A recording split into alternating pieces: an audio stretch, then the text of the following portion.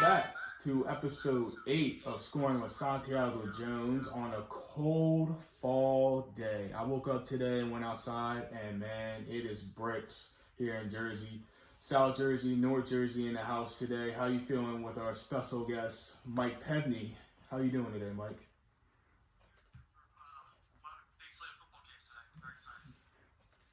Yeah, I'm excited for the football games as well. I think it's going to be a good weekend for football. Luckily, though, we don't have to worry about the Eagles or Giants this week. That's not something you have to stress over because they already played on Thursday. We'll get into that a little bit later. But this weather is a little bit crazy, you know. Yesterday, I was working outside. It literally felt like it was 90 degrees. Like, it was hot. It was humid. It was sunny. And then at night, it's like winter. It's like 48 degrees, and now it's rainy, and it's cold, and I guess we're in some fall weather now, finally. Oh, man. I don't even classify this as fall weather. I know I got the happy fall banner in the background, but man, it's getting colder and colder. I know at work, it's getting pretty bad. People don't want to be sitting outside no more. Everyone just wants to sit inside. And yeah, it's unfortunate cold weather is here, but as it gets colder, that means football is getting more important. We'll do a quick review of week 6. The Eagles put up a fight against the Baltimore Ravens, Lamar Jackson, but unfortunately, some plays didn't go our way, aka that 2-point conversion in the end, and some other plays that happened in that game. But they came back and fought hard. I wasn't mad that they lost, but they also could have possibly won, so it gave me a glimmer of hope. But yeah, they kind of let that one slip away in the end. Yeah, I think I texted you right away, and I was like, what was that 2-point play call? I think if you're going to run the ball in, you have to put a Jalen Hurts package in there. Nevertheless, they didn't really have any success in running the ball throughout that game, especially through Carson. Carson was on his feet sometimes, but it wasn't super successful. So that play call by Doug right there, I was very disappointed in because I feel like usually when he goes for that, he draws up a nice play. Right. He should have caught a timeout before he went for that. Whatever it might be, they could have gone into overtime, and they didn't. They lost that game. But I was very surprised. I think we both went into that game thinking the Eagles, this is going to be like a 2-point touchdown loss. Kinda, yeah. Right. We didn't think they were going to be close at all. And somehow they were able to keep up with Lamar Jackson and the Baltimore Ravens. Well, I don't watch too much Eagles, but I noticed on Thursday is basically every short yardage situation a Carson Wentz draw. Is that because there must have been 3 or 4 times that happened on Thursday where I was like, what are they doing? Like if you're gonna run with your quarterback, bring in Hurts. Like he's just faster. Like it just and that didn't make sense because I saw it happen like a few times. Like it just keeps getting really repetitive. well, Dougie P, he's not the most adventurous with the play calling. He likes to do a lot of the same vanilla plays at times, especially early in the game. That's why they start so slow. But I don't mind Wentz doing the read option calls because you're going to have to need him to do that because you can't just be vanilla and have Jalen Hurts come in and then the defense automatically thinks that it's going to be a read option or some type of bootleg with Hurts because he's more mobile than Wentz. But Wentz is, I'm not saying he's the most agile and athletic quarterback, but he does get, you know, some shiftiness to him, and then he does have a nose for running and sensing people around him. So I do like it when he runs a little bit. But yeah, the short yardage plays of the options are very obsolete because he's ran it at least 2-3 times in the past two games. And I think that Mike brings up a point with, you know, Jalen Hurts putting him in there. I think that you can't use him for every play, yes, like Austin said, but at the same time, when you're going for 2, you can't bring up a simple play and have the read option with Carson Wentz. Yeah. That's not going to work. Your blocking has been crap all game. Like, all game, their offensive line was not good. There's so many injuries on the offensive line. You have Boston Scott, who is 5'6", out there trying to block a huge defensive lineman. Like, that's just not going to work. And Carson got stuffed right there. They lose by 2 in that game. And I just think in that situation, you either go for a pass or you have a combination play with Jalen Hurts and Carson Wentz. Yeah, the main issue I think overall with that game against Baltimore real quick is Wentz got hit like 16 times. If the quarterback's going to be getting hit almost 20 times in one game, you're not going to really win that many football games. But that's in the past. Jumping over, the Tampa Bay Bucks dismantled the Green Bay Packers. I picked the Bucks to win that game. I needed that game to catch you, and now I'm getting closer and closer. I thought we were tied. I feel like that. Yeah, so now I'm getting closer and closer to hopefully leapfrogging you. But yeah, Tampa Bay looked like Tampa Bay that we all predicted them to be this year. They didn't really dominating offense, it's that defense that is getting most of, the headlines that should be. I know they have all these big names, and now they got AB, and they got Tom Brady, and Gronk, O.J. Howard. The list goes on and on. But the defense, to me, is the one that's leading the pack. Yeah, and I think that throughout that game against the Packers, the defense is what set the tone. They really turned the ball over twice early on. They were able to get some points on the board. I was completely shocked because I thought it could have gone either way. I mean, veteran quarterback against veteran QB. I did not think it was going to be a blowout by any means. And I think that just goes to show you that this team, it was very new. Tom Brady's on a completely new team. He's been on the Patriots his whole entire career, and now he's shifting over to the Buccaneers. I think they needed some time to get together, so it's going to be interesting how they kind of perform in weeks to come. But I think that's a statement win because before that, the Packers were on a roll. They were hot. Aaron Rodgers was playing really good football, and then all of a sudden, Tom Brady comes in and they kill him. Now, like you said, a lot of credits to that Bucs defense, but at the same time, it's a win. They killed them either way, and I saw that and I was like, oh my gosh, no, I really picked the Packers this week. Like the 1 week that I'm confident in the Green Bay Packers, they let me down. So, They killed me. That was the last leg of my parlay. Like, oh, come on. I need them to win. And then, it was looking good for 11. If I'm not mistaken, they were 10-0. If the Packers were 10-0. Is that right? Yeah. And I'm like, all right, whatever. I guess. And then they got the ball back, and then Aaron Rodgers threw a pick six. I'm like, all right, maybe they threw an interception on the next possession. I'm like, okay.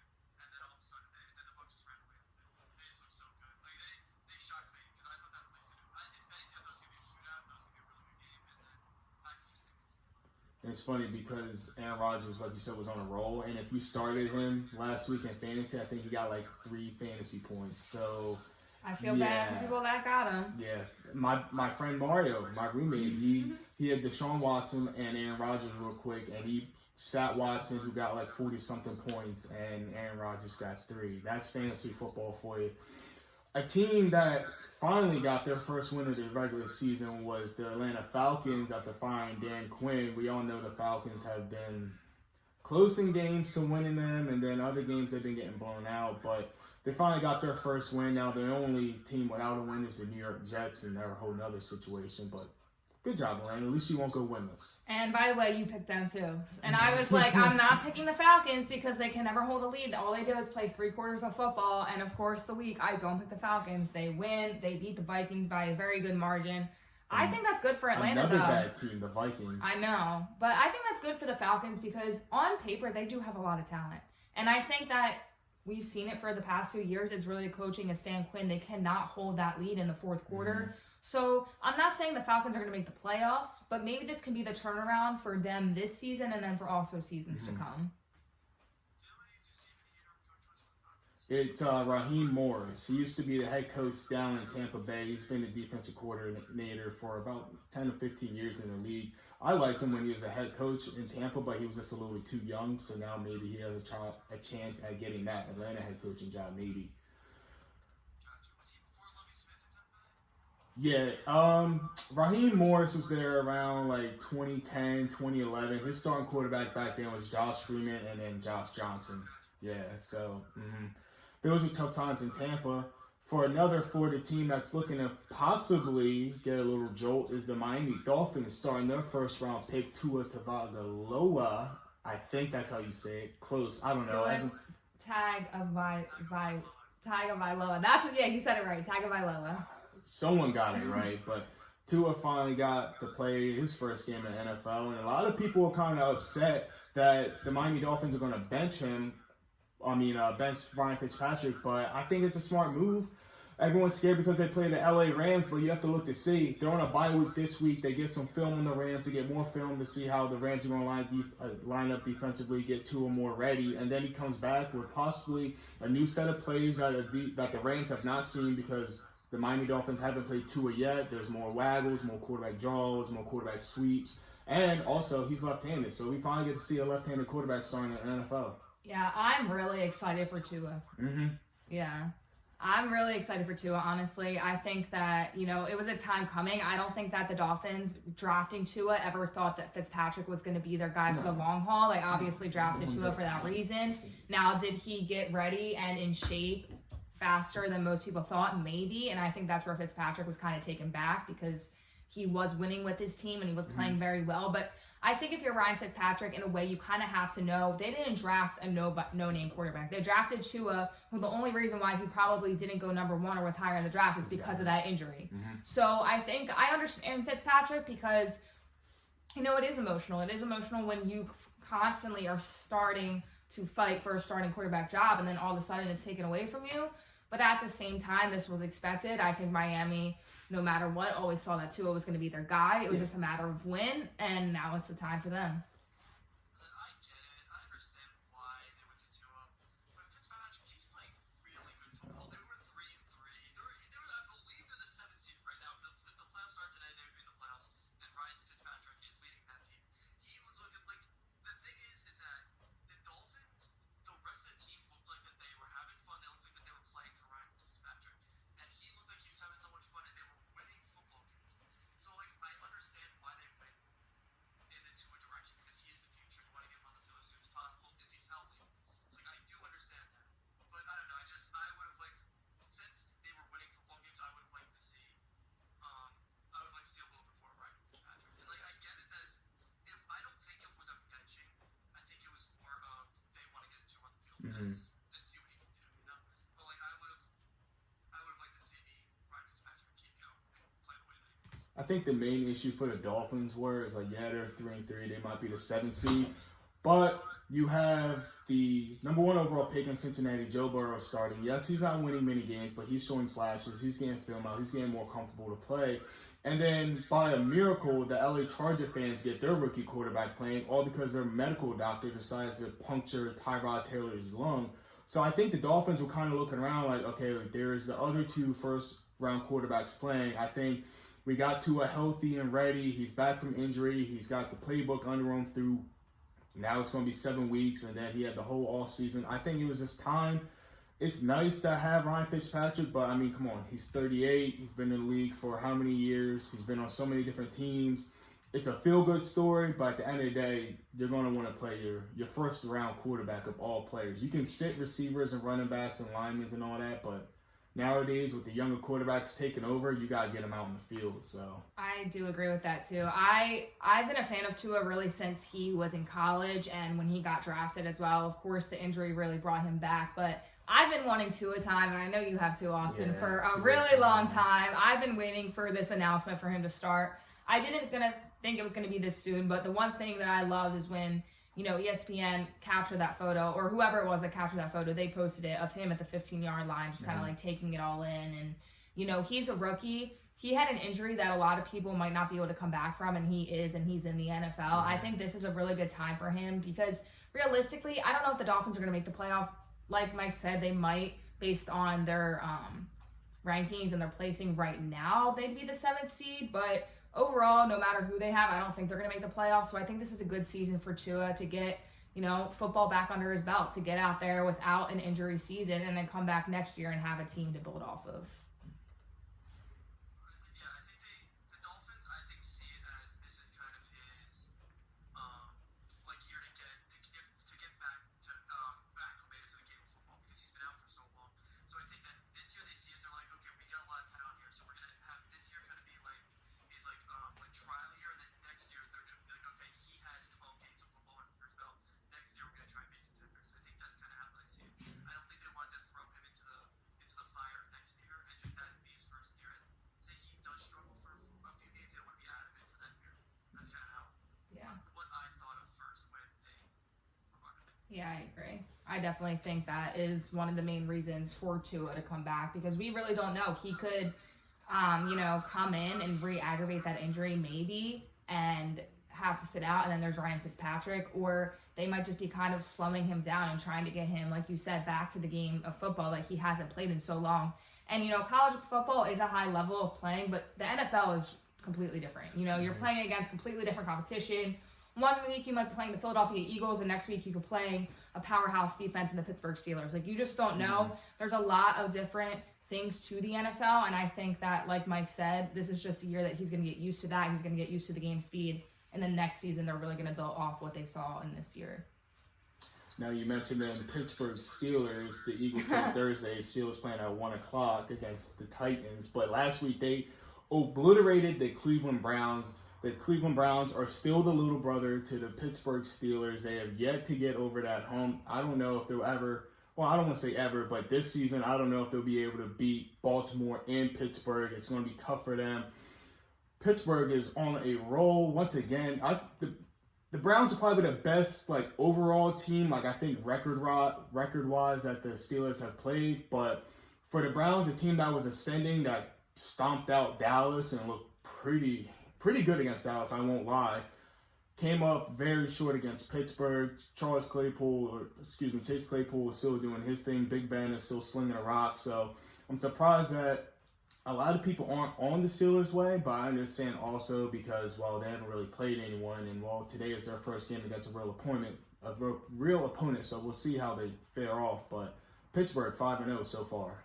Yeah, and I think, this season for Pittsburgh, Big Ben was coming back. They said he was healthy. You got Chase Claypool, who was a phenomenal rookie, who was the first Steeler to ever get 4 touchdowns in a game, which was fantastic.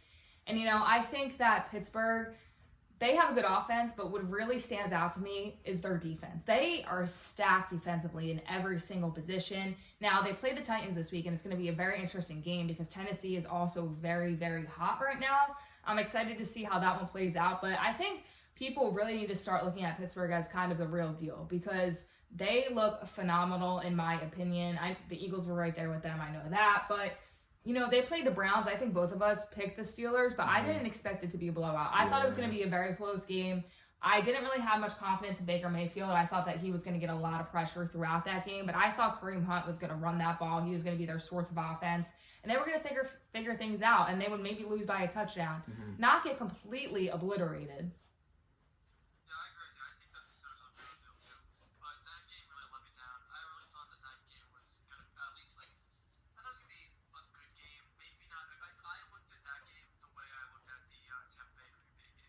Same. It was going to be kind of back and forth. It's at a different field since they're both kind of ground and pound. But I was really shocked when I saw how bad that the Browns played in that game. I mean, I shouldn't be because it's classic Browns. The fact that what was it, 38-7? Was that the final score there? Yeah. It was bad because, I think that the thing that really did not help was that the pick six early on. And that's when they had to get away from the run game. And That boy Minka.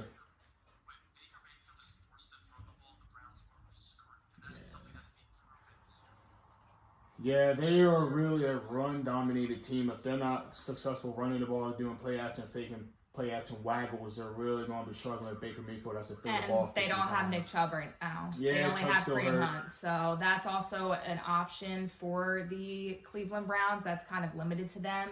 And I agree with you. I mean, Baker Mayfield, he came in and he got that first win for the Cleveland Browns. People thought that he was going to be the next big thing for them. And in my opinion, he's just not. How many weapons does he have in Cleveland? He has a stacked team on paper, wide receivers that he should be utilizing and cannot because he can't throw the long ball and because he cannot get out of pressure. I wish the Eagles have receivers like Cleveland does because we would be such a better team if we were able to have receivers for Carson Wentz. Yeah. Hey, Travis Fulgham looks like the next Randy Moss apparently, so, we'll take it. Wrapping up week 6, Mike, we'll go to you and the Giants and the Washington football team. How'd you feel about that game after you had watched it? A win is a win, is all I'm going to say. I mean, it's Washington, so it's not like we beat anybody special. At least you're not the Jets. Yeah, that's true. But, I mean, it's a win. It's not like I would have felt a lot better about if we beat the Eagles. I would have felt a lot better about that win than I would about the Washington game. I mean, honestly, they got lucky. The football team going for it. The 2-point conversion to go for the win. I mean, that's broad for you. But a win's a win. It's kind of how I looked at it. I didn't really see too much promise, but listen, I can't complain considering I haven't seen many wins over the past few years. So the way I looked at it is that a win's a win. So I'm not complaining. Real quick, you watch a lot of college football, and then obviously the Washington football team spent a first-round pick on Dwayne Haskins. I've been an advocate for Dwayne Haskins. I think he's just in the wrong situation. Personally, I'd like to see him traded to another team just to back up a team that's like a a team that has it together to at least give him a chance. I think the Jets should do the same thing for Sam Darnold.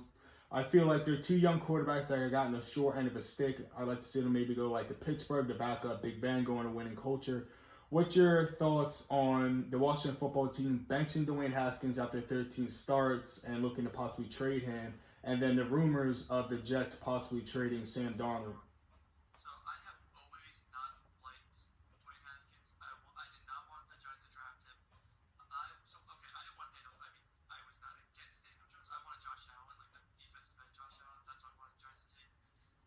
But I wanted Daniel Jones over Haskins. So I did not want Haskins in the slightest. So I was very happy when they passed on him. When I saw him play, I immediately thought of Jamarcus Russell. Like that is the first person that came to mind when I saw Dwayne Haskins play. I thought that he was a product of the offense at Ohio State. I mean, he threw 50 touchdowns and then but I never saw his game transition shape well to the NFL. So I don't think so. I'm honestly fine. They said that Ron Rivera said he was like, I was expecting more improvement from you. Like that's what he said. So he said he did it, and he thought that Kyle Allen gave him the best chance to win. So I was perfectly fine with that move. I think that Sam Darnold going to Pittsburgh would be the best thing for his career. I really do. Didn't we say this? Yeah, we said that like last week. And I think that would be so awesome for Sam Darnold, getting put in an offense that has good offensive line. He's got talent around him. He's got James Conner. He's got Juju. He's got Deontay Johnson. He's got Clayton. Any single one of those players on his team now would be the best player. The best player around him. He doesn't have an offensive line. He doesn't have a running back. He doesn't have receivers. He doesn't have tight ends. He's literally working by himself. Right. So I think even if Almost like Wentz. he's a lot like Wentz in sense he's not super expensive, but say he goes to Pittsburgh and Big Ben has One more. I think this year and one more. maybe next year. Yeah. So he's what 37, 38. Yeah, he's pushing 37, 38. He's old. So if Sam Darnold just sits behind Ben Roethlisberger for as long as Ben wants to play, it's going to be 1 year, it's going to be 2 years, it's going to be 3 years. If I'm Sam Darnold, I know that if I'm in Pittsburgh, that's going to be my team. Right. Yeah, because I'm willing to sit, I'm willing to learn. And especially for the talent that is around him, I'm willing to. If I have even the slightest chance of that being my situation, I'm doing whatever it takes. okay. Well, Yeah, I actually agree with that because I think, that Sam Darnold in that situation, I don't think Big Ben's going to be done after this season. And I don't know what they would need to get, Sam Darnold and how that would all work. But I think that Sam Darnold sitting behind Big Ben for maybe 2 years, maybe a year, that would be really good for him to kind of learn from him. And, Ben's always injured. Roethlisberger's always injured. So I think that that's another good thing to really bring up. And I think Sam Darnold can learn from that. Like you said, they have a good offensive line. They have very good weapons offensively. They have a good defense. So I think he could really succeed in a good system. And the Jets are just not that at all and probably won't be for years to come. All right, real quick, we will jump to Week 7, Philadelphia versus the football Giants. The Eagles get a game-winning drive at the end, a game-winning touchdown from Wentz to Boston Scott. Both of you, it was a sloppy game at first. There were moments and times where each team could have pulled away. There was the Ingram drop, and then there was times where the Eagles could have took advantage of the Giants, and they failed to fall through. But it was a slugfest near the end. Kayla, what was your thoughts on the Thursday night football matchup between the division rivals? Well, I was really frustrated throughout because I honestly was like, this team is getting no help. I thought the play calling was very, very bad from Doug Peterson. I was not impressed. They need to use Jalen Hurts more because when they had Jalen Hurts in the packages, I thought it worked very well. I think him and Carson have that ability to really play together where they line Carson up on the offensive line and not offensive line as a wideout, and then they have Jalen Hurts be the quarterback, whether he slings it downfield or he does an RPO option and he runs through and they kind of fake the entire defense. Now, I kind of want to talk about Carson Wentz a little bit because I was very impressed. I know it was the New York Giants, but at the same time, Carson had nobody out there. Deshaun Jackson is now out for, I think, 6 to 8 weeks with a very high ankle sprain. I believe it's a fracture. He's done. I'm He's sorry. been done. They should have brought him back. Yeah, right. Also, Lane Johnson was in and out of the game. I don't think they should have brought him back. I understand. Load management. Johnson I said it. See, I don't even think it's load management, though. I think it's the fact that every single time you put Johnson in this season, he's in and out because he's battling that injury. I understand Lane Johnson battles out there, and I get it. He wants to be out there. But you are putting him in harm's way if you keep putting him in. And he's only in there for 2 to 3 snaps, maybe in a quarter, because he can't physically be out there right now. So Carson Wentz literally playing with no offensive line. He scrambled a lot throughout that game. He used his legs a lot, which I love to see. And you got to talk about that pass to Boston Scott. It was absolutely phenomenal. Placed perfectly for Scott, way over the defender's head. Scott's a tiny man. He somehow got it in there and reached for the touchdown. So it wasn't a great win, but I think I saw some really good things from Carson that I've been wanting to see throughout the season. Yeah, real quick about Wentz, or should we call him like a little Brett Favre, the way he just be slinging the rock? Because now I'm kind of liking the comparison of him and Brett Favre, the way they're a little bit of reckless and can throw the ball. A few key catches that I did see was obviously the Boston Scott. There was one of Richard Rodgers that he plays perfectly, and Richards jumped up to get it. Of course, the throw to Fulgham, and then the one to John Hightower. So I think he's getting a lot more trust in his guys, which could be a positive sign for the Eagles. Mike Pevney, your quarterback ran 80 yards. And falling. It's been the fastest, I think, a player is going this season or something like that. He ran so fast, he stumbled over himself. But they still scored. But he did some, oh my God, I couldn't believe when that happened. But your thoughts on the Giants, the way they played Thursday night?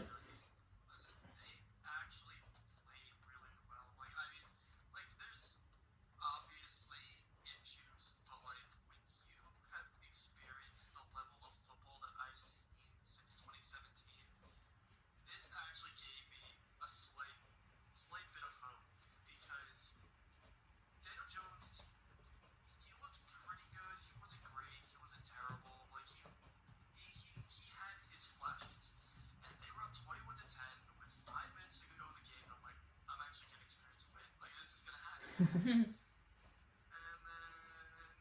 the crapper happened. So, the defense looks pretty good. James Bradbury is awesome. Blake Martinez is really good. The defensive line actually looked pretty good. I mean, what's his face? Dalvin Tomlinson looked good. Leonard Williams actually he looks really good. Like, he's actually getting pressure on the quarterback. That never happens. Jabril Peppers was okay. People seem to be very disappointed with how he's played, but like I'm a little iffy on it. Like he had some potential to make plays and didn't. Like that 40-yard play on it was either the last drive or the second to last drive. I'm not sure if it was two. I think it was the full goal, but he should have made a play on that ball and he just missed it and they just ran down the sideline. But the game, just like the one thing is Evan Ingram is horrible, and I think that they should trade him. This was the last straw for me. That play, Daniel Jones threw a dime, an absolute dime to it, just to seal the game with like 2 minutes left, and right off his hands, he chicken winged it. Like all of us could have called out that ball. That was literally the most perfectly placed ball. But then he seemed to run back to the sideline like it didn't even affect him. Like he wasn't like, what have I done? Like he was just like, all right, like it happens, and like that kind of annoyed me because in his head, like he kind of just seems like he's there and like doesn't really care if the team wins. And that really didn't sit well with me because you basically blow the game and it just doesn't affect you. Like that just doesn't. You're supposed to want to win. Mm-hmm. Right. And they would have been up by 2 possessions at the point. Ingram could have really ran that in, or they would at least have been in another set of downs, right? Another set of downs to try to go for a touchdown or even a field goal at that point. So I think the fact that, Ingram was not able to catch that, as an Eagles fan, I was like, thank goodness. But if I was a Giants fan, I think I would have been like, this is awful. Like, there's your chance to win the game. And also, real quick, Jake Elliott. He's got to go. Goodbye. He's done. I cut him 29 yards? Yeah, I cut him from my fantasy And he team. missed He's it? gone. Yeah, gone. So, some negative things definitely from both teams. To be fair, the Eagles shouldn't even have been in that situation. Deion Lewis, we're giving the ball to Deion Lewis with on our own field with what, a minute left in the half. But especially like Deion Lewis, he's your third string running back. Like, why are you giving it to him? That didn't make sense to me. If anything, I would have taken a knee or given it to Coleman because he was running hard that game. He looked also, didn't mention him, gotta give him a shout out. He was running really hard. I was very impressed with the way Coleman was able to do. Well, we're getting pressed with time for you, Mike, so I want to get your ending thoughts before we got to let you go. Giants, it's been a rough season, but what potential players have piqued your interest, young or old, that are possibly bouncing back? And also, what other players around the NFL are piquing your interest? We've seen a lot of players that are performing very well, like Kyler Murray, and then Russell Wilson is finally getting his dues, and you have Cam Newton in New England, and Devontae Freeman went to the Giants. So what players around the NFL are piquing your eye and are making you more interested to watch them, and what players you think are possibly done and need to move somewhere real quick? So let's see. I'll start with the Giants. Give you a couple. Blake Martinez, I mentioned him before. He's been everything a Giants fan could ask for. The guy's just a tackle machine. I can get James Bradbury. He's been awesome also. And just this past week, Wayne Gallman, he was really running well. Let's see. Around the league, who's caught my eye? I mean, George Kittle's been awesome in San Fran. Shout out to my fantasy team. He's done let's see. Anybody else? I mean, Clyde Edwards-Helaire in Kansas City. I'm kind of upset that that's where Le'Veon went because he's also been running well there. I mean, Chase Claypool. Chase Claypool. That dude's been just a man amongst boys. What he's been doing.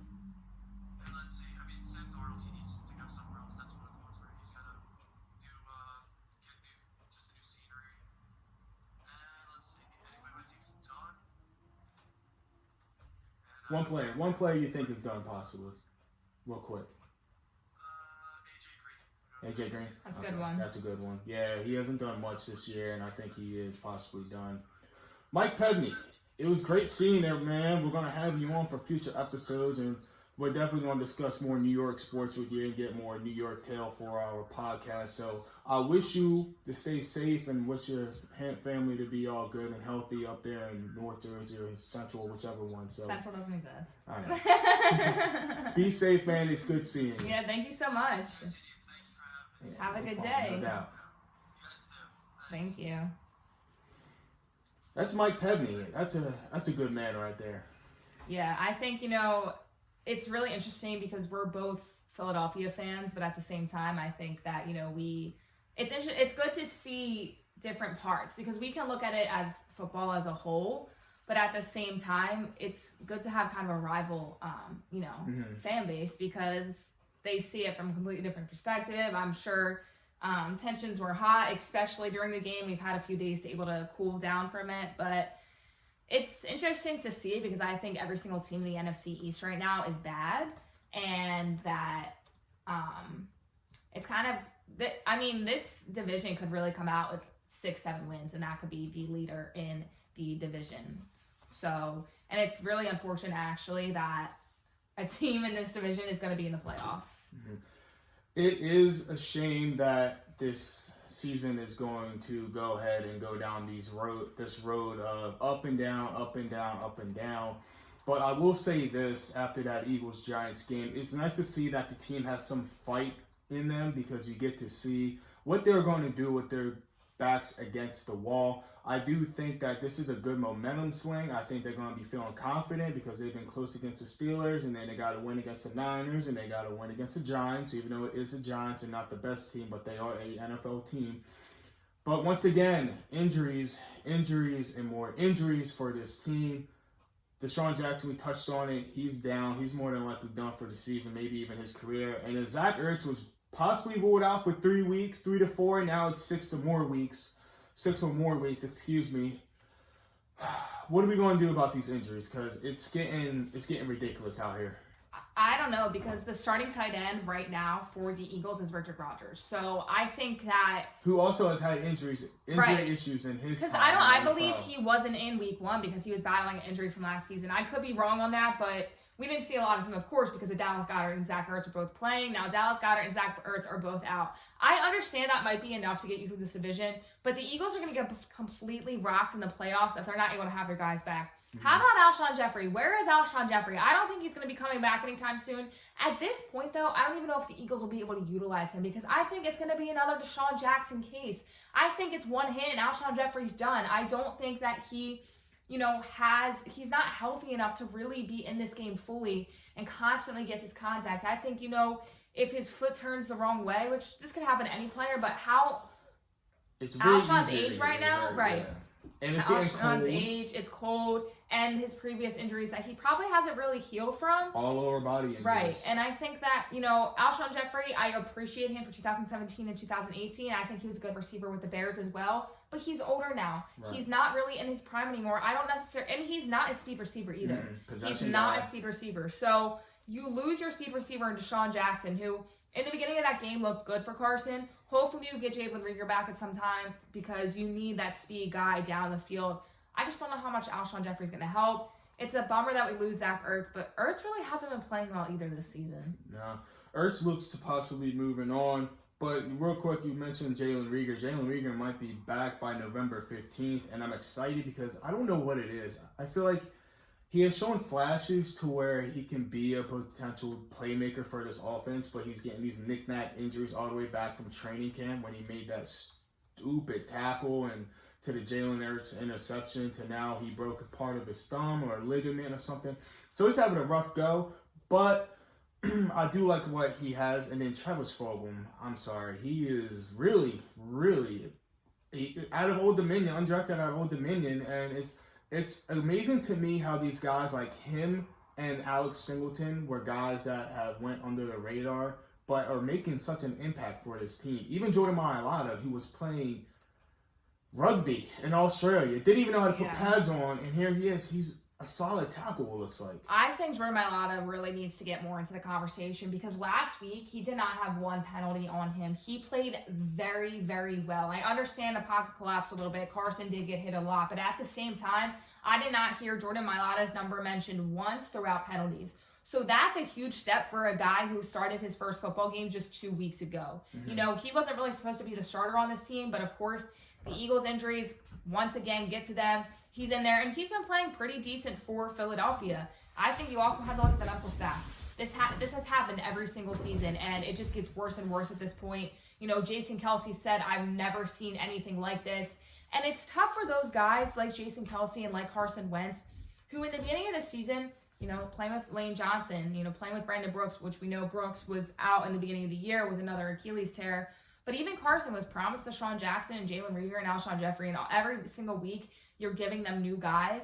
I mean, Jason Kelce is literally playing with fourth stringers on the line right now, and Carson Wentz is playing with practice squad guys who I'm not saying they're playing bad because they have shown their potential, but when you're the starters, it's tough to be with new guys every single week because the medical staff, I don't know what is going on there, but they are not evaluating. Staff, if I'm not mistaken, this is a new one. Yeah, because we're all celebrating when they fired the other people, but here we are again. At the same time, I don't know if they're putting them in too early because Lane Johnson's a perfect example. He's out every other play. Stop putting him in the game. I understand you want him in there, but he's not going to be beneficial to you when he's coming out every single play. Right. He needs to heal. He needs to get better. If that means keeping him out for the rest of the season, so what? The Eagles could probably still make the playoffs without Lane Johnson because their division is so terrible. I think, that I just hope Carson stays healthy. I think this is a huge year for him to stay healthy. They do have a decent backup in Jalen Hurts, but at the same time, Carson hasn't proven that he's been able to stay healthy for a full season. So last year he was able to, got a cheap shot by Jadeveon Clowney. I hope that he can at least stay together, and I just pray that Jason Kelce can also, because Carson needs at least one starter on that line. You know what the main issue is, and I know the Eagles they're a little hot. They're in a little bit of roll. They're playing. They got some confidence, but it all goes back to scouting and developing, because I have a list right here that honestly I just put right together. I put it right together real quick while you were speaking. I have Fletcher Cox, Deshaun Jackson, Lane Johnson, JP, Alshon, Will Parks, and Brandon Brooks. What do they all have in common? They're big guys. They're big guys. Well, but they're all older guys. Yeah, that's true. We are depending on all these older guys to make an impact. Like you just said, Wentz has promised Deshaun and Alshon and Reagor and Ertz. Like, on paper, that sounds great on paper. Because of what only they did in good the past. for 3 weeks, then it's no help at all. But you have a what was a star wideout in Alshon when he was in Chicago in his first season in Philly. You have a man that should have been put on the PUP list to begin with. Should have been on the PUP list for 6 weeks, because now it is week 6, week 7. We could have used that roster spot for someone else. Brandon Brooks goes down. He's not old. I think he's just having bad injury luck. But you were depending on him coming back from Achilles. He ended up having another one, which is very unfortunate. You don't ever plan for that. Deshaun Jackson relies on speed. He's having all these lower body injuries. We could have seen that coming.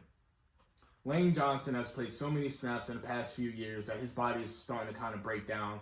You have Fletcher Cox, who has been the man in the middle, taking all these double blocks down, and he's starting to get banged up with quads and ankles and knees. And then you have Will Parks, who you expected to come in from Denver and make an impact, but he couldn't even get out of the preseason because he had a hamstring injury. Right. So Miles it's like Sanders was also banged up. and he's a young guy, play. so it's like you have all these injuries once again for guys that on paper you expect to make an impact, but then you're not. I feel like you're really not even looking down and seeing what their main issue is and why they're going to a different team. Yeah, I think I'm gonna bring this up time after time after time.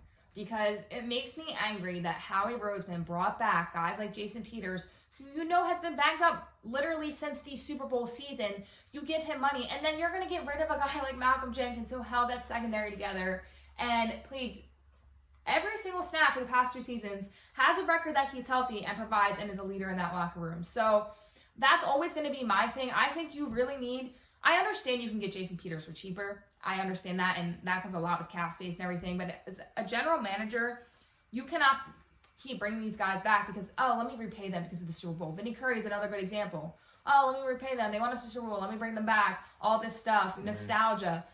Deshaun Jackson was nostalgia. I'm going to tell you that right now because you knew he was banged up in Tampa Bay. You knew he was banged up in Tampa Bay. I was excited. He was banged up in Philly. Right. He was banged up in Washington. I was excited because I love Deshaun Jackson, and when he was here, he was my favorite player. He's one of my favorite Eagles of all time, regardless. Mm-hmm. But you cannot keep bringing these guys back because of what they did in the past. That was 4 or 5 years ago. Right. They're not that same guy anymore. They're not that same player. And then you look at their history with injuries, and you look at the Eagles' medical staff history. They're not going to work in the system. I want to shout out somebody who's also kind of a veteran player, Brandon Graham. Yes, BG. Brandon Graham. The strip sack kind of resembled the one in the Super Bowl against Tom Brady. That was a huge play, and he just continues. He's a great guy to bring back, to be honest with you. Yes. I don't know how many more seasons he has left in him, but him and Fletcher Cox on that line, Brandon Graham is just a perfect example of a guy who constantly provides for this team. They needed that because their defense is not providing all game, and if Daniel Jones goes deep, unless it's Evan Ingram, that they might be able to get down the field. All they need was a field goal to win. They might be able to get down the field because our corners aren't that good, either are our safeties. So I think that Brandon Graham, that play was humongous. I was so excited. It brought me back to the Super Bowl times we did that with Tom Brady. And he just needs credit where credit's due at this point. Brandon Graham, real quick. I remember he got drafted, and so many Eagles fans were mad because they didn't take Earl Thomas. Well, guess who's still playing? Brandon Graham, and Earl Thomas isn't. But is he an underrated Eagle? When you think of all-time Eagles, right? You think of Reggie White, you think of McNabb, Cunningham, Ike Reeves, B-Dog, Westbrook. Where do you think that Brandon Graham is among all-time Eagles? Like top 10, top 15, top 20? I wouldn't say... No, realistically, I don't think he's in conversation with those guys. Mm-hmm. I'm going to be honest with you. I like Brandon Graham because, in my opinion, he goes out on that field every single week and gives an A for effort. But you cannot put him in the same category as a Fletcher Cox, for example. Right.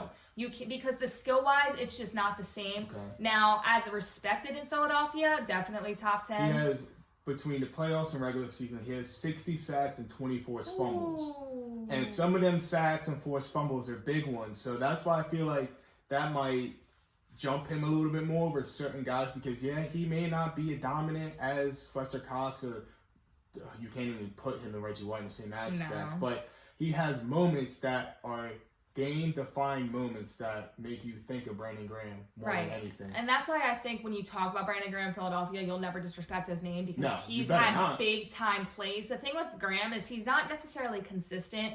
I think that he's that guy that's going to make a big-time play for you all the time. Mm-hmm. But he's not going to do that necessarily consistently. Not saying he's a bad player. I don't think I'd put him top 10, though, in Philadelphia Eagles history. But I do think that talking down the line, that he's going to be a player we bring up when he's retired. And, you talk about, you really not strength back there. Right, exactly. I think he's going to be in that conversation. And I think he'll be talked about in Philadelphia Eagles history as well. Mm-hmm. I just don't know if he's top 10. Okay. Speaking of, we're doing top 10s. We are almost about halfway through the season. Top 10 list of the teams right now as the Pittsburgh Steelers have scored a first touchdown in a Tennessee Titan game. You have all these top teams going, right? You have the Chiefs, you have Tampa, you have Seattle, you have the Bears, you have the Steelers and the Titans. Kayla Santiago, I ask you first, miss, who are in your top 10? What are your top 10 teams right now in the NFL? We're going to go from greatest to least. I'm going to go number 1, the Seahawks. I think they've been playing phenomenal. They're still undefeated. Russell Wilson looks unstoppable. MVP. Right, yeah, definitely. Number 2, the Chiefs. I think the addition of Le'Veon Bell and Clyde Edwards-Helaire have really put them on just a different level playing field. They do have the one loss. That's why I had them at 2. Then you have to say the Steelers. I understand they haven't played competition. I'm still going to have them there. Then the Tennessee Titans, the Tampa Bay Buccaneers, the Buffalo Bills, who I absolutely love. They've had a shortcoming in the past 2 games, though, but I just think that's because the Titans had so much rest, 2 weeks of rest, and the Bills just didn't really know what was coming towards them. Chicago Bears, they have been playing very, very well, surprisingly. Green Bay Packers, the New Orleans Saints, and the Arizona Cardinals. Notice how I don't have the Baltimore Ravens in my top 10 right now. I think that they're very overrated. I'm going to be honest with you. I think they're very overrated this season. What holds you back from being on the Ravens, quote, bandwagon? Honestly, that Eagles game really made me question how the Ravens were. I understand the Eagles played good, but there's no reason that Baltimore should have been that close to the Philadelphia Eagles. Talent-wise and who they have as their quarterback and Lamar Jackson, there is no reason that game should have almost ended in a tie in regulation. He has regressed. He has. And I don't know what it is. There's a lot of people that kind of like, they try to elevate him immediately to like the superstar quarterback role. I mean, after one season, I get it, but I'm not saying he's Cam Newton where he's going to have one flash and then be done. I'm not saying that whatsoever. I'm just saying with the expectations of them being Super Bowl or bust, I feel like he has kind of regressed in certain ways. Yeah, I agree with you, and I think, Baltimore was supposed to come in with this fantastic defense. Now, I think defensively they're still good, right? But I just think that they're not as good as I thought they were, especially watching their first few games. Mm-hmm. I didn't expect them to lose like that to Kansas City at all. I thought it was going to be a very close game, and then you play the game against the Eagles, and you barely win with the skin of your teeth. You come out of that one, and on paper, and the team that you quote-unquote should be, you are much better than the Philadelphia Eagles. So I'm a little surprised with how they played so far this season. I think by the end of the year, they will be in my top 10, and they're still going to make the playoffs. But right now, I'm just not very impressed with them. I'm more impressed with the Cardinals. And I knew I was going to be because Kyler Murray and DeAndre Hopkins are a great duo. We were on the same team for the Cardinals this year, I feel like. And I thought it was dumb for the Texans to get out of D-Hop, but that just gives another weapon to Kyler Murray. Mm-hmm. Running over to me for my top 10, I have number 1, the Kansas City Chiefs. I mean, Patrick Mahomes, we all know who he is, but you add Le'Veon Bell, who was suffering with the Jets and not using him. The head coach didn't even want him. So he gets his way out of New York, and he finds his way basically with the Kansas City Chiefs. It's kind of like KD going to the Warriors because it's a stacked team, but it's like Jesus, they add another superstar. Like, how are we supposed to stop them now? And then he didn't even play the first game, and Clyde Edwards-Helaire still did his thing and had over 120 yards. Number 2, I have the Seattle Seahawks, and with Russell Wilson playing the way he is, and then DK Metcalf, the monster he is, and Chris Carson and all them boys. And they came back to beat Minnesota. I think they're a great team on the rise. Number 3, you got Tom Brady and the Tampa Bay Bucks, who just added AB, and we mentioned the names earlier. They're a team that they're banged up, but once they start getting healthy, they're going to beat you down because they're a team that's not going to rely on only one person. Yeah, because they have other. My question real quick before you go on to that list, how long do you actually think that Antonio Brown's going to last on the Bucs? Because he was with the Patriots last year and he was with Tom Brady for a little bit of time. I mean, that was a different situation. It was Bill Belichick. It was, but Antonio Brown, he got traded from or released from Oakland or whatever it was, and he found his way to New England. He played one game and he had a good game. But the issue was then more reports and allegations and off the field stuff caught up, and he wasn't going to be able to play, so he was definitely suspended and whatever. And then he got suspended for 8 games this season. And Tom Brady really wanted him. It was between Seattle and Tampa. I wanted him to go to Seattle If he with went to Russell Seattle, Wilson. I honestly don't. I think Seattle has a very good locker room, though, and I just think that Antonio Brown wouldn't be a good fit there. I think what it is, I just think that I think AB just trusts Tom Brady more the way he was vouching for him through all his stuff and everything. Even Russell Wilson was showing his support, but real quick, I just think that he just wanted to play with Tom Brady in Tampa. Number 4, I have the Tennessee Titans because the way they have been playing offense. They have been a truly throwback team. Run the ball, Derrick Henry. I love to see that. Number 5, I have the Steelers and Big Ben. Well, obviously, one of them teams are going to drop in my power rankings coming up. Pittsburgh has been playing phenomenal. You have the Chicago Bears led by Nick Foles at number 6. They're in first place for the division. I didn't really expect that to happen. Number 7, I have the Baltimore Ravens and Lamar Jackson. You just stated that, they were kind of struggling against the Eagles, and I don't really feel like Lamar is being the same player that he was from last year, so I have them number 7. Number 8, I have the Saints. The Saints are kind of a weird team. They're got an older quarterback. They're another disappointing team this season. Yeah, They're always I a good regular season team, but this year they don't look good. I feel like it's just hard to go ahead and trust them so much when they keep struggling and losing players.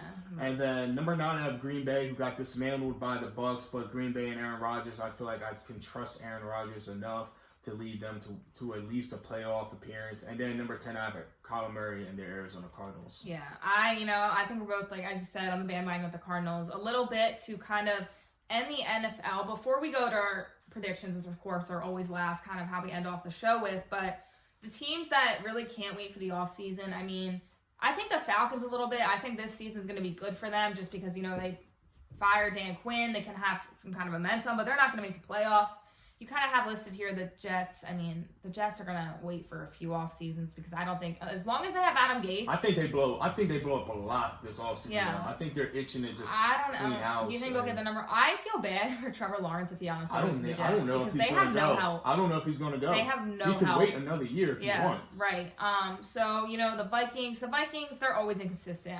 They 1-5. Kirk Cousins, they gave him another contract. Kirk Cousins, I don't know. They've always been inconsistent. Do you think they fired their coach? I honestly think the big problem in Minnesota is Kirk Cousins.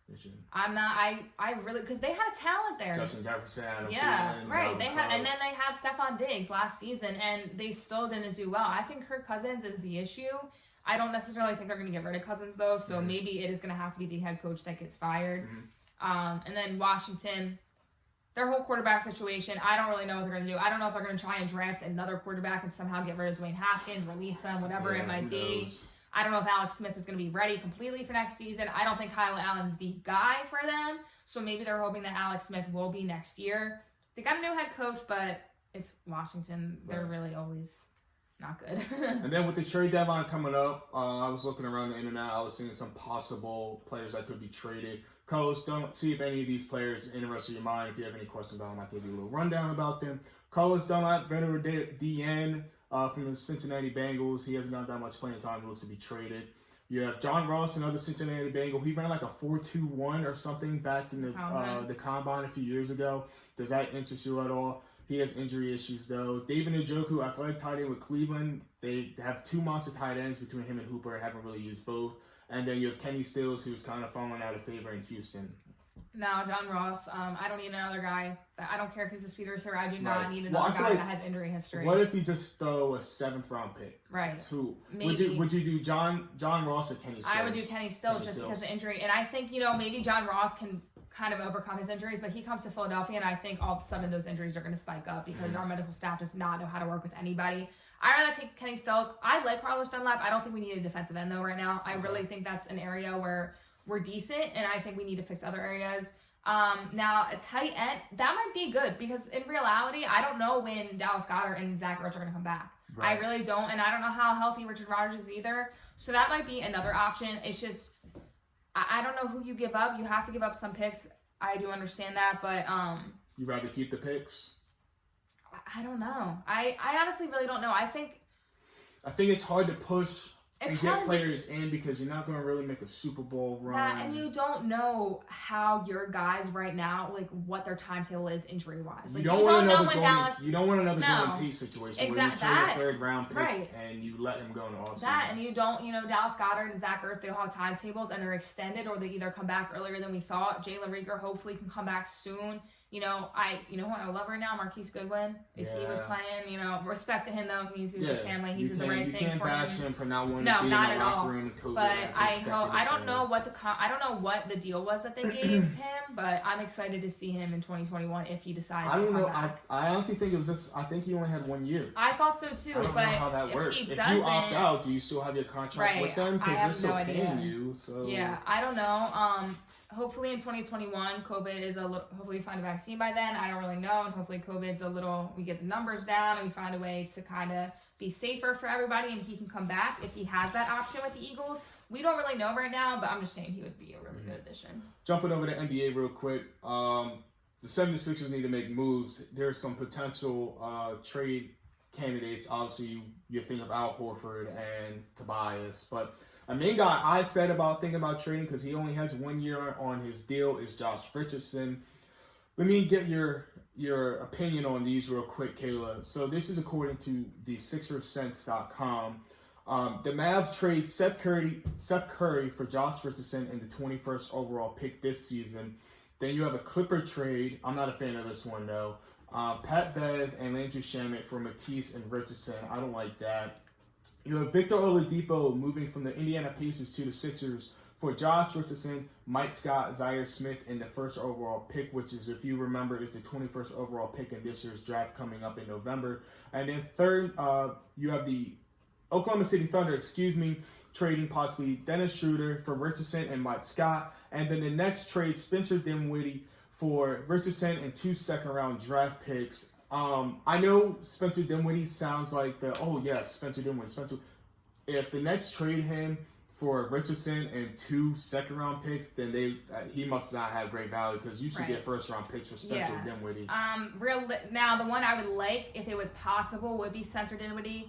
Mm-hmm. Realistically, that's not going to happen because I think the Nets are going to win a lot more than that, and I don't think the Sixers can give up.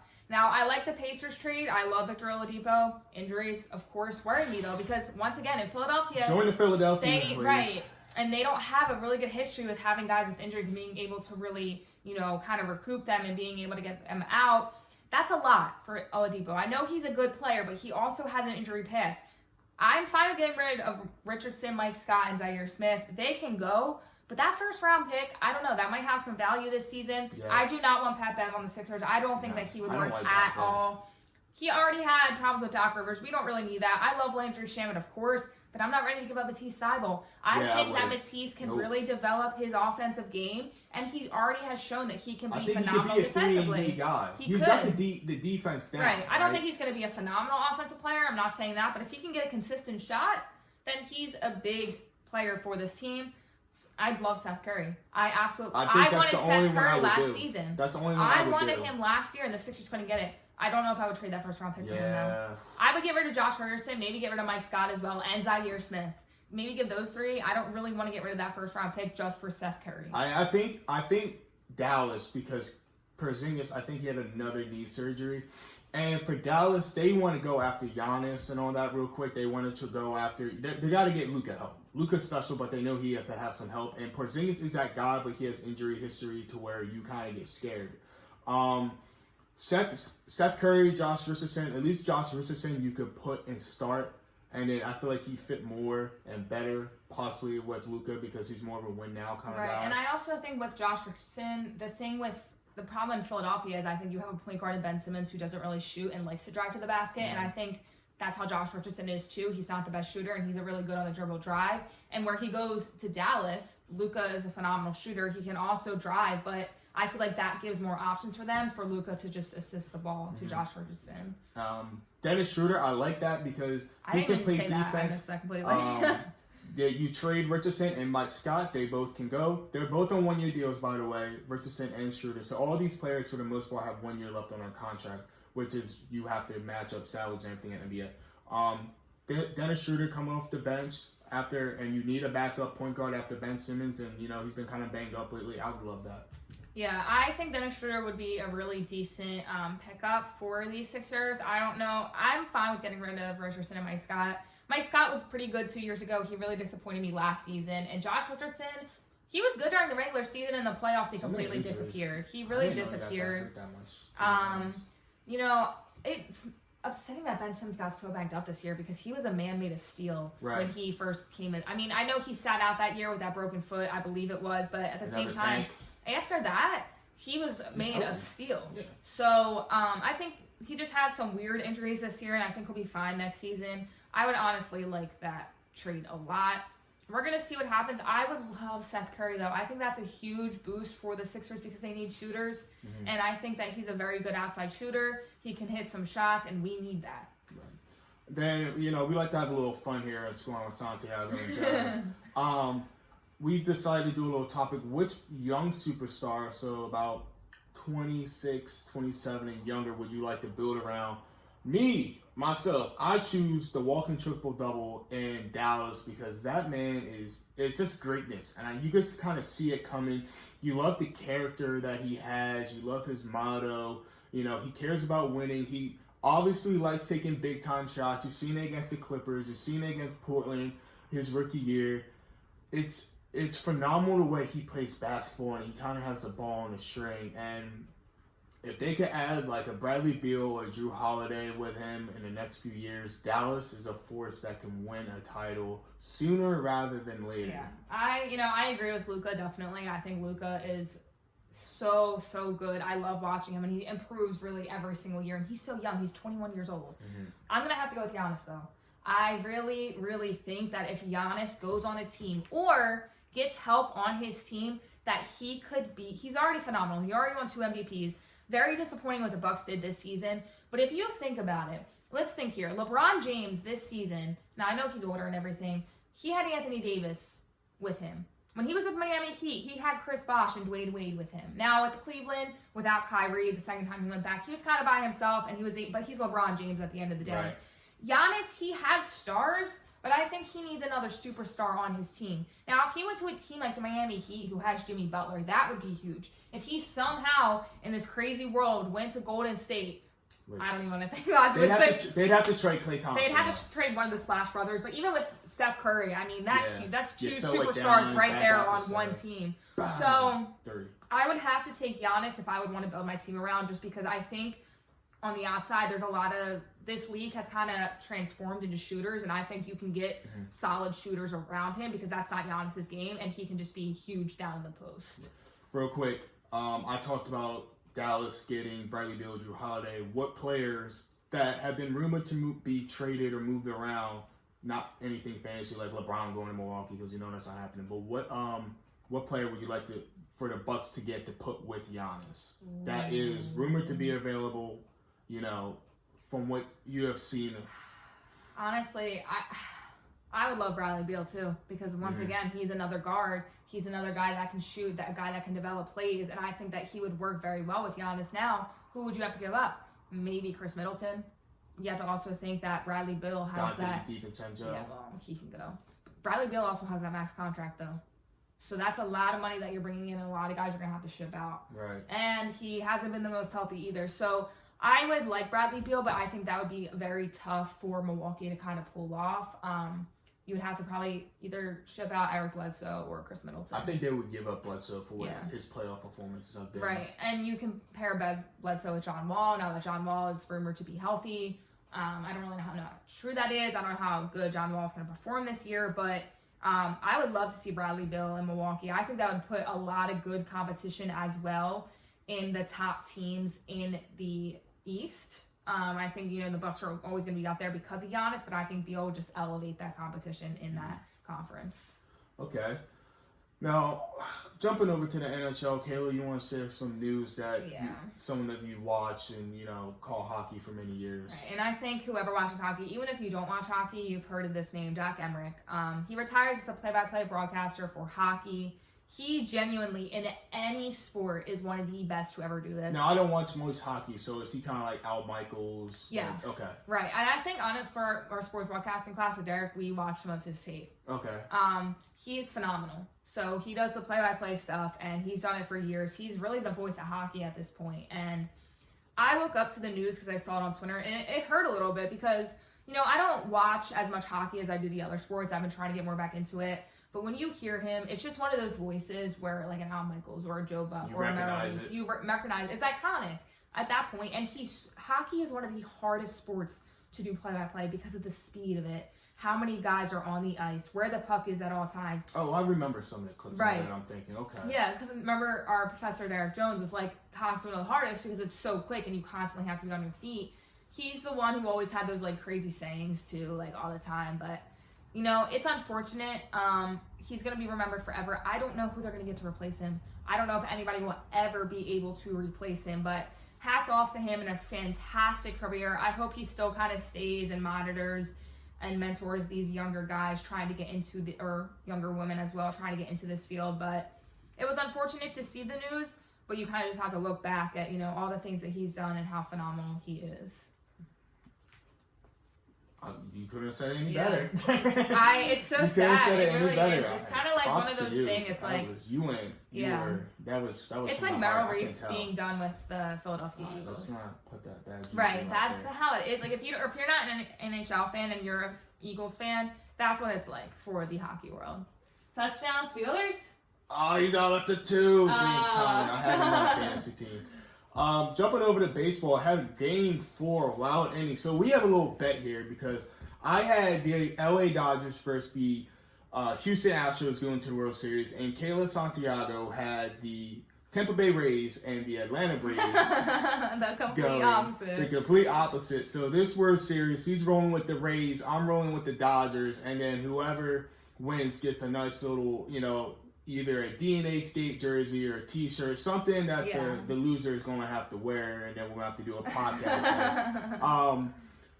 Game 4 was wild. Did you watch the whole game? I watched the whole game. I caught the 7th inning later while I was out. I was watching the whole game, and then I was talking to my mom for a little bit, and all of a sudden the Dodgers were ahead, so I kind of went back a little bit, and then you watched the crazy. It was fun to watch. Oh, it was so. Postseason baseball, that was fun to watch. Postseason baseball playoffs are probably my favorite playoffs out of the 4 major sports. Mm-hmm. Like I said before, I grew up, baseball was technically my first love because growing up for me, the Phillies were the best team. So baseball was always on my TV. And a playoff baseball is just completely different because it's not like basketball where you know who's going to be in the finals. Literally a wild card team in baseball can win the World Series, as it happened last year with the Washington Nationals. So that's why I love baseball so much, and that ending was just crazy. You have so what was the bottom of the 9th? Mm-hmm. Was it 2 outs? Yeah, it was 2 outs. It was 2 outs, and ever since like the 7th inning, the game was going back and forth. Like the Dodgers go up a run, the Rays tie it up. The Dodgers go up a run, the Rays tie it up. And then we know the Dodgers bullpen has been shaky, and they got basically a line drive like out to center field, and Chris Taylor, he just sloppily doesn't get the ball in the glove, and he bobbles the ball, he muffs it, he finally throws it in, and it wasn't such a bad throw, but then Will Smith, the catcher, he goes to grab it, and he swings the glove to go to home plate, and as he does it, the ball just goes flying to the backstop. Yeah, I don't think Will Smith knew that the runner was coming home. I don't think he knew he fell. Yeah. I don't think he knew. I didn't know he fell. We were talking about this earlier. I didn't know he fell until I saw it on Twitter. Yeah. I had no idea. They did the replay, and Randy I can't say Our boy Randy. Randy from Tampa Bay. He's flying home. He's way past third, so he's flying home, and he has a Daniel Jones where he's running so fast, he stumbles over his feet, and he falls, and then. Honestly, he would have been out because if Will Smith was able to catch it, he would have caught in the middle. Yeah, he was caught in the middle, and then the ball goes to the backstop, and he just somehow he got home, and now it's tied up 2-2. I know. I think that just makes for such a better series as well because the Dodgers would have been up 3-1 at that point. The momentum kind of for the Rays would have gone down, and now.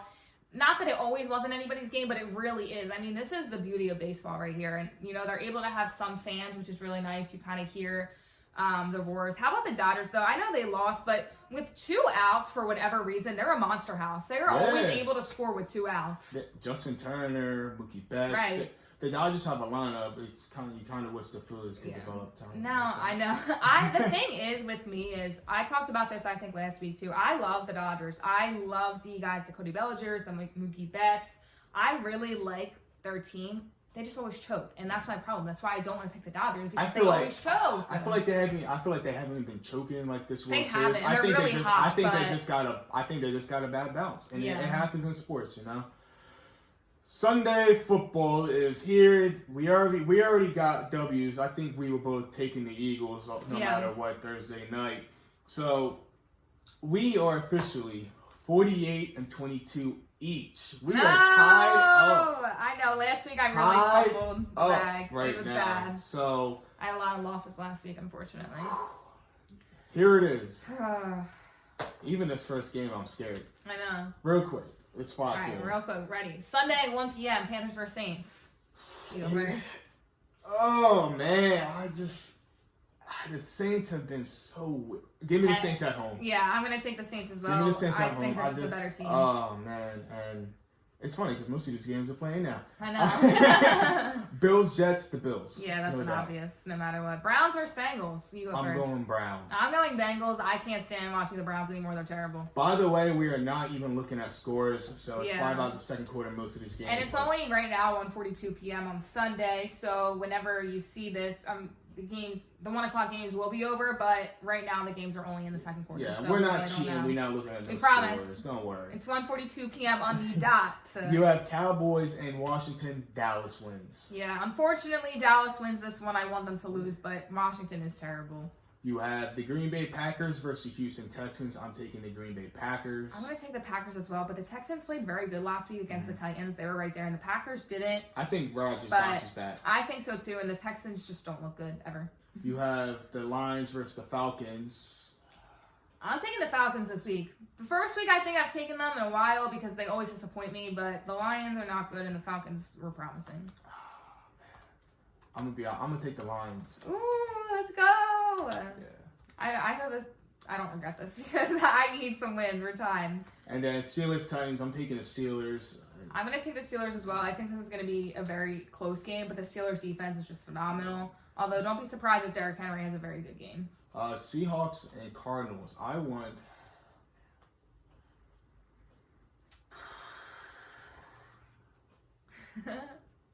Cardinals at home. What? Yeah, I think Seattle No gets the way. first. No, I have to go with Russell Wilson and the Seahawks. They just look so good, and I think the Cardinals are good. I just don't think their defense is good enough to stop Russell Wilson. I don't know. It's not their defense. I just think the Cardinals can keep up with Seattle. I think they will. I think it'll be a closer game than most people think. I just don't think they're going to come out with a win. Chiefs Broncos 4:25. This is a snow game, people. First snow game of the year, and it's October. But of course, they're on Denver, not in Jersey. Chiefs Broncos. Give me Kansas City. Yeah, the Broncos are terrible, even though they won last week. But I'm still going to take. Jesus, Derrick Henry's a big man. Yeah.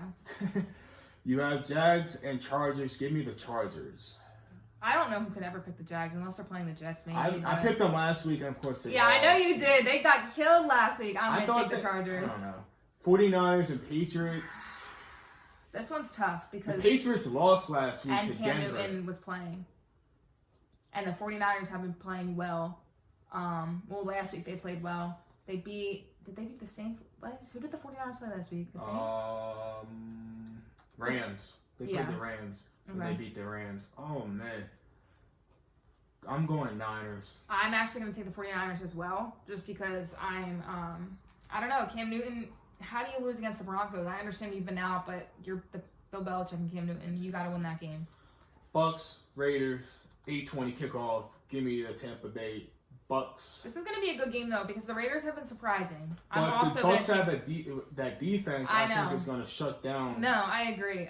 Derek Carr. I agree. I'm going to take the Bucks as well. Bears, Rams. You go first.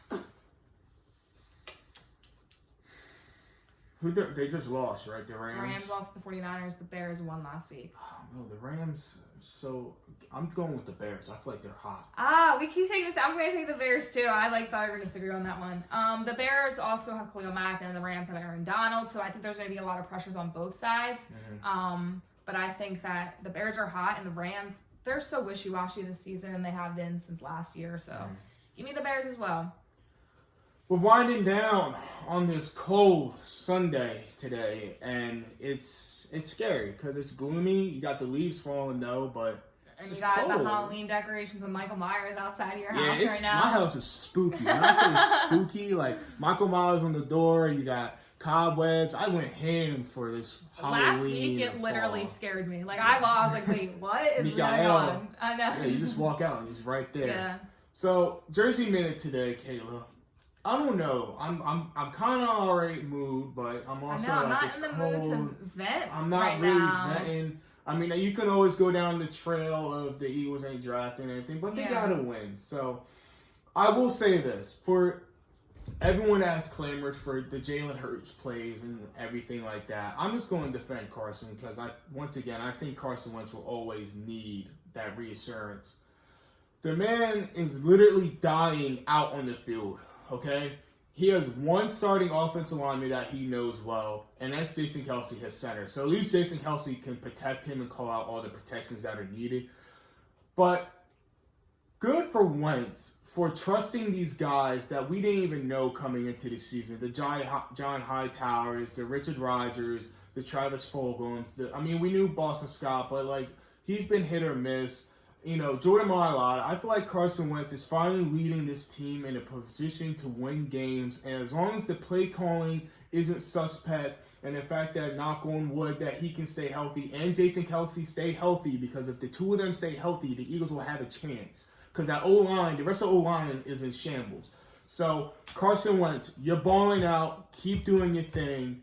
And let's keep getting these wins wrapped up. Yeah, I think I'm also, for my Jersey Minute, going to kind of talk about the Eagles a little bit. I don't want to hear that Carson Wentz is the problem with this team, because if you think that, you have not been watching Eagles football. Carson Wentz has literally been laying his life out on the line for this team, using his feet, trying to figure things out. I'm not saying he is Tom Brady. I'm not saying he's Patrick Mahomes, but he has been playing well for this team, and he is the reason why they have been close in games. I'm also going to talk about the World Series. As we talked about before, Austin and I have a bet, but the Dodgers last night completely choked. I don't know what they were doing. I was in complete disbelief because I was like, you think it goes game 7? 6 or 7? I think 7. I think this is going to be one of the World Series we remember because, you know, it's so good. It's back and forth. I think the Dodgers are the hotter team, but at the same you time... stick with your Tampa Bay pick. No, I'm going to tell you, the Dodgers are the hotter team, and they have better players, but they always choke, so that's why I'm taking Tampa Bay.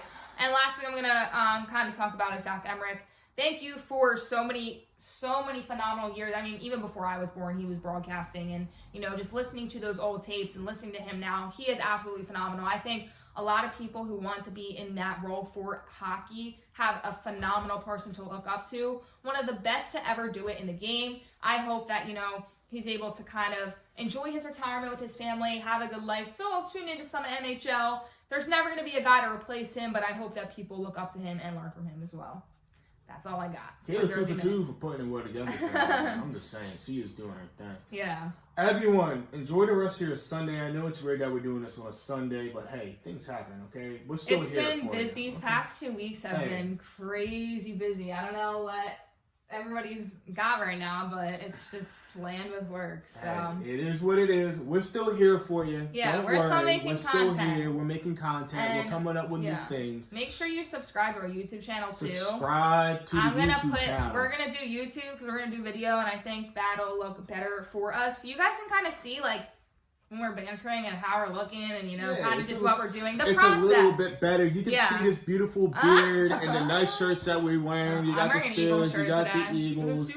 Pretty soon she's gonna be wearing a Dodgers shirt, and then I'm gonna be wearing a He's Champions too confident shirt. right now. So Yeah, I wouldn't be ashamed. I'm getting it to the people. I wouldn't be ashamed of wearing a Dodgers shirt though, because Listen, I like I'll wear it, so. and if they lose, I'm gonna wear the Rays shirt. Yeah, You know we'll what I find mean? them Don't at. I'm worry. sure they have them at Dick's Sporting Goods or something. Yeah, Especially if they win, they're gonna have. They're hot right show. now. We might go to the Ross or the Burlington Yeah. Coat Factory. Oh, Ross store is or just something. open right Yeah, around I gotta here. go. There's a new Ross. Yeah. If you are a Rowan student and you're broke and you need some clothes, Me. go to Ross. It Yeah. just opened Big this Lots week. is right there too. Okay, you got some Big Lots. Go right in there. Get you a nice little t-shirt, some shoes that you need, maybe some slippers. Go right in there because they got. If you need some decor for your room, go to Ross. Go to Ross. And if you ain't know about Ross, then you've been sleeping. Yeah, I'm going to Ross after this actually. Everyone, enjoy the rest of your day. Have a great week coming up. Next week, Cowboy Week. It's the Dallas Cowboys and the Philadelphia Eagles, one of the best rivalries of all Is the time. The game is in Philly. Is it? It is in It's Philly. 8:20 p.m. on Sunday evening. So make sure if you got Dallas Eagles week, jerseys, people. Get hyped. make sure you're constantly going at some Dallas Cowboys fan. It's going to be a tough game. It's going to be a really tough game. I don't expect it to be a blowout by any means. I think both teams are going to have a lot of trouble in this one, but it's a rival game. We got 2 rival games back to back. So hopefully they can come out victorious, the Philadelphia Eagles, and hopefully Dallas loses this week. You never know. You want a Dallas loss, but we also may have a Cowboy fan on to Yeah, that'll be talk fun. about them. So stay tuned. Stay safe. We'll catch you on another episode, guys. Have a good one. weekend, everybody.